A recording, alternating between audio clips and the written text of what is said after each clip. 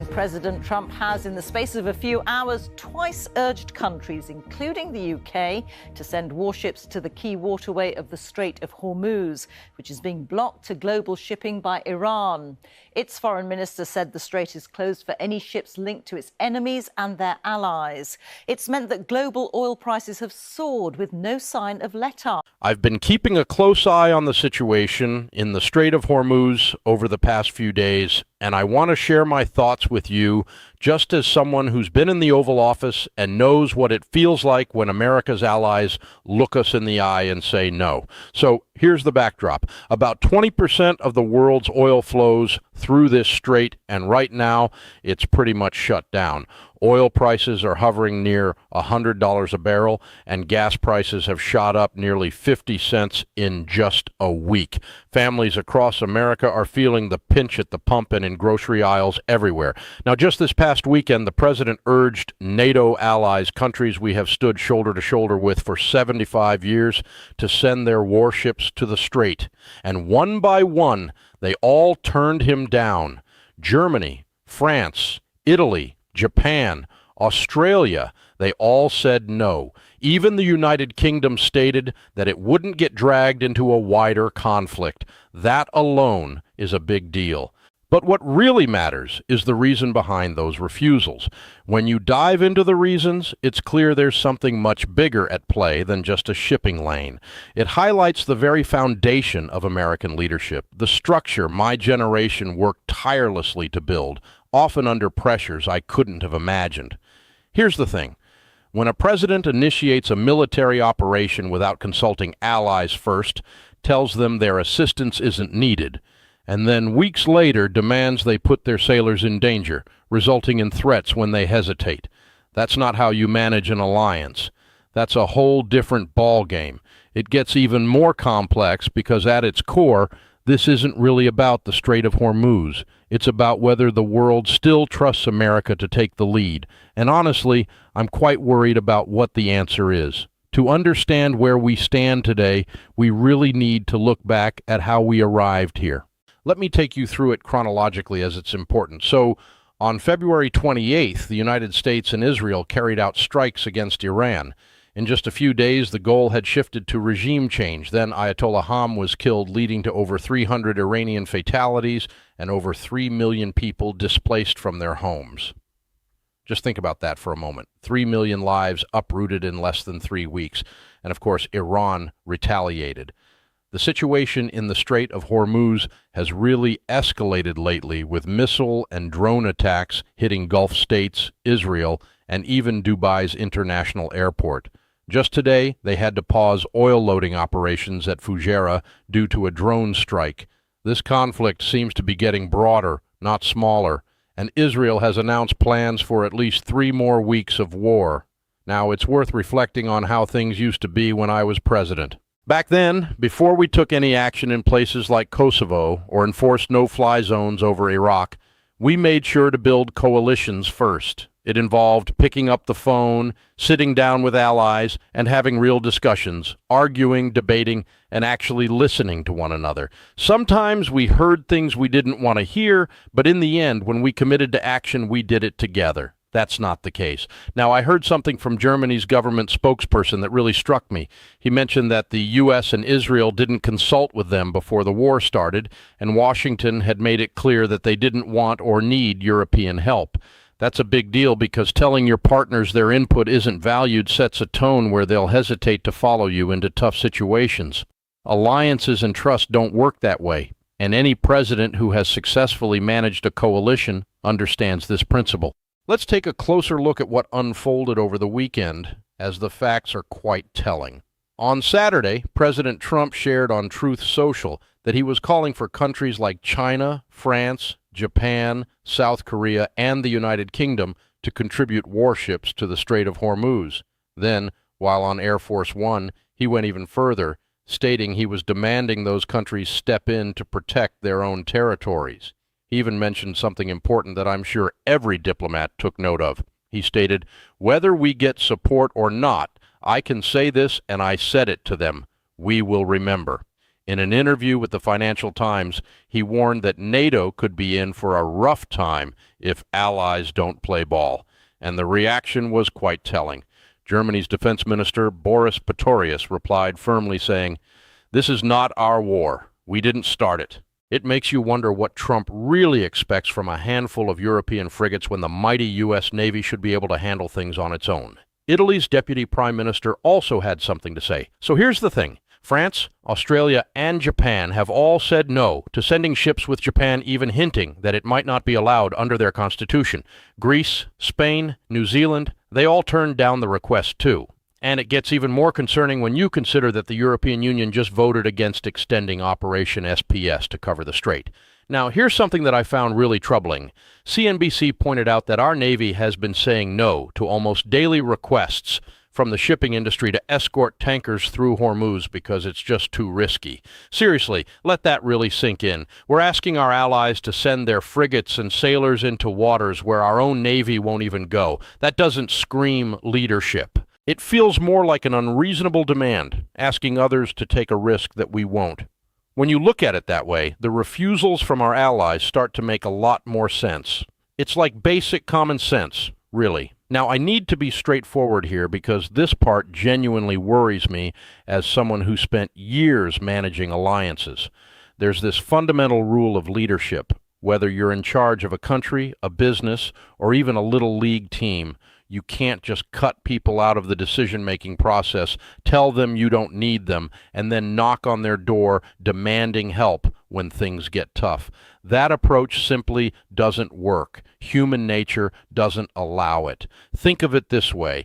Imagine you tear down your neighbor's fence without asking. You insist it's none of their business, and then 3 weeks later, you show up needing to borrow their ladder because your roof's leaking. How do you think that conversation is going to go? Edward Fishman from the Council on Foreign Relations made a really important point that deserves our attention. He mentioned that these allies, the very countries we're asking to send warships, have been facing steep tariffs from this administration for over a year. Their economies have been under pressure, their leaders have been publicly criticized, and now they're being asked to send their sailors into a war zone for a conflict they didn't even have a say in starting. Fishman noted something obvious, but it's crucial. If the tables were turned, Trump would definitely expect something in return. When I was in office, even when we didn't see eye to eye with our allies, and trust me, there were plenty of disagreements, there was always that foundation of consultation and respect. It's key to remember that if you want cooperation, you need to build that relationship first. You know, it's interesting how in tough times being there for each other really counts, but it's just as important to show up during the quieter moments too. That kind of support has been steadily weakened, not by some random chance, but by choice. The reality is that you can't just burn a bridge and expect others to walk across it. Trust doesn't work that way. The consequences of ignoring that simple fact are playing out for everyone to see right now. I want to dive into something that goes beyond just this one situation, because what's happening carries consequences that will last well beyond any single presidency. NATO has been around for over 75 years, surviving the Cold War, the fall of the Berlin Wall, the September 11th attacks, and the mission in Afghanistan. It's lasted because it's founded on a straightforward yet powerful concept: collective security. An attack on one member is considered an attack on all. But that principle only functions when it's based on mutual consultation, shared decision-making, and reciprocal trust. Take those elements away, and the whole alliance begins to weaken. When a president publicly warns that NATO is facing a bleak future simply because allies won't join a conflict they were never included in, he's not reinforcing the alliance. Instead, he's eating away at the very foundation that has maintained peace since 1949. The repercussions don't just show up overnight, they build up over time. They alter how governments assess their own interests, and leaders in places like Berlin, Tokyo, and Canberra to start asking questions they haven't seriously contemplated in years. Does this alliance still benefit us, or is it more about Washington's needs? What troubles me the most is knowing who's watching this unfold with glee: Moscow and Beijing. Today, a Kremlin spokesperson openly declared that Europe now has complete dependence on the United States. That alone shows Russia is celebrating the fractures within the Western alliance, which is precisely the goal Vladimir Putin has been aiming for over the past 20 years. We have to remember that our adversaries don't need to defeat NATO through military might. They just need us to tear it apart from within. At this moment, we're doing the work for them, not because our allies are disloyal, but because we've given them every reason to doubt whether loyalty is truly mutual. That's the long-term damage I'm talking about, and it could take a generation to mend. Now let's get into the politics surrounding all of this. The situation we're facing isn't just something happening far away. It's landing right here in our own homes. Brent crude oil is priced at $15 a barrel, and the average price for a gallon of gas has jumped to 348, which is nearly 50 cents more than just a week ago. To tackle this, the International Energy Agency has decided to release 400 million barrels from strategic reserves, a move usually reserved for the most serious global crisis. It really highlights how critical things have become. What's ironic is the very administration that touts an America First policy has managed to put the country in a position where we're more isolated and economically vulnerable than we've been since the Cold War. This isn't just some political talking point. It's a fact backed by numbers. When the president questions why we're maintaining a presence in Hormuz, suggesting it's really only for China's benefit, it reveals a basic misunderstanding of America's role on the world stage. His view seems to be one of simple transactions.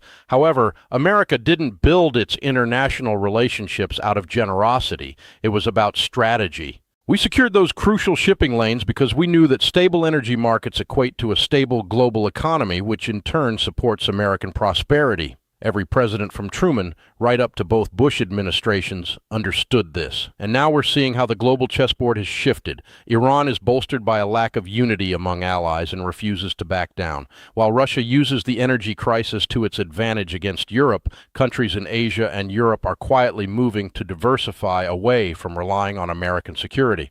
For instance, South Korea is taking its time to consider its options, and Japan is questioning the entire legal basis of our commitments. These nations are not just turning away, they're reassessing whether they can still count on us. Once they start exploring alternatives, it's tough to turn back. Once these allies look elsewhere, they won't just return to us at the snap of a finger. Sitting in the Oval Office comes with the challenge of dealing with reality, not how you wish things were. Right now, the world is offering us a range of potential futures, and I believe every American should know about them. The first option, the one I hope we can pursue, is diplomacy. Just today, Kaja Kallas, the EU's High Representative for Foreign Affairs, mentioned, "I've been thinking about the discussions happening between the UN Secretary General Guterres and others regarding the possibility of creating an arrangement similar to the Black Sea Initiative, the one that helped keep Ukrainian grain moving during the conflict there. It's honestly hard to believe they're considering something like this, but it's a pretty ingenious idea.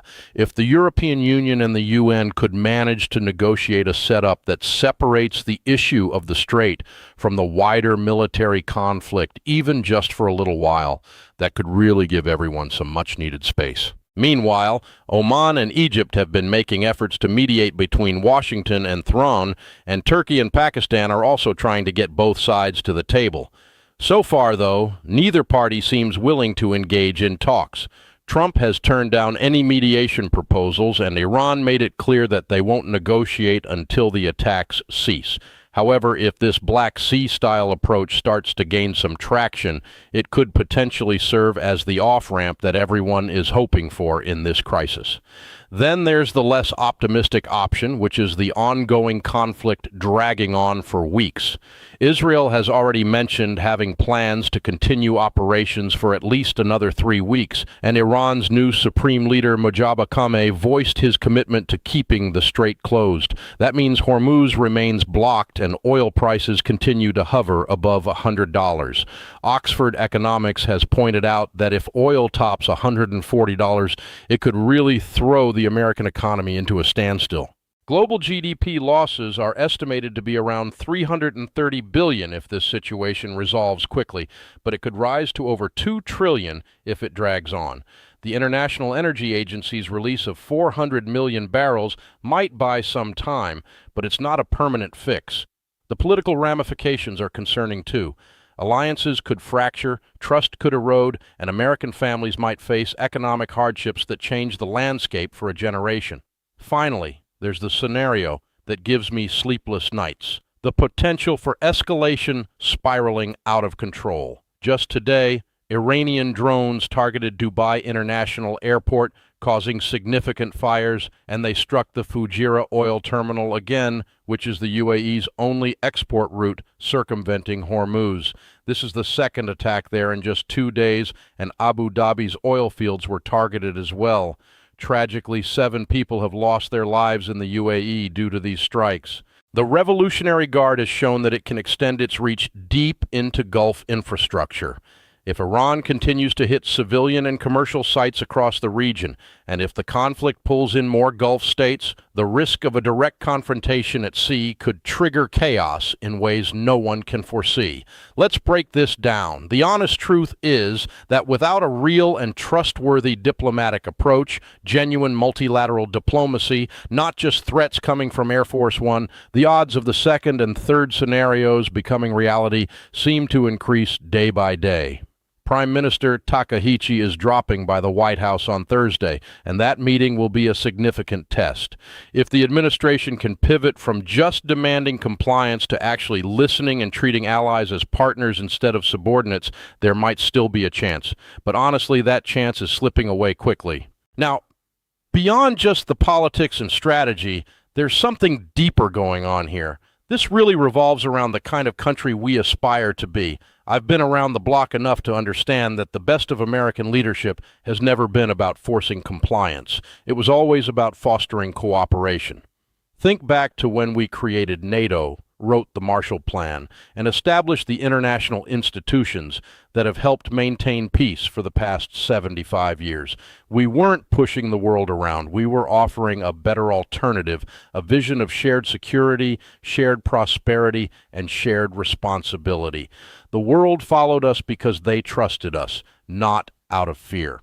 Now, to be fair, the security concerns driving this crisis are very real. The Strait of Hormuz needs to be reopened, and Iran's control over 20% of the world's oil is simply not acceptable. Every country that relies on that waterway, which is nearly every industrialized nation, has a stake in fixing this issue. I'm not going to pretend otherwise. However, after a lifetime of public service, I've learned that how we tackle a problem matters just as much as finding a solution. The method we choose sets the stage for what's possible the next time around. If we establish that America's way of building alliances is through threats and ultimatums, we're in for a rough future.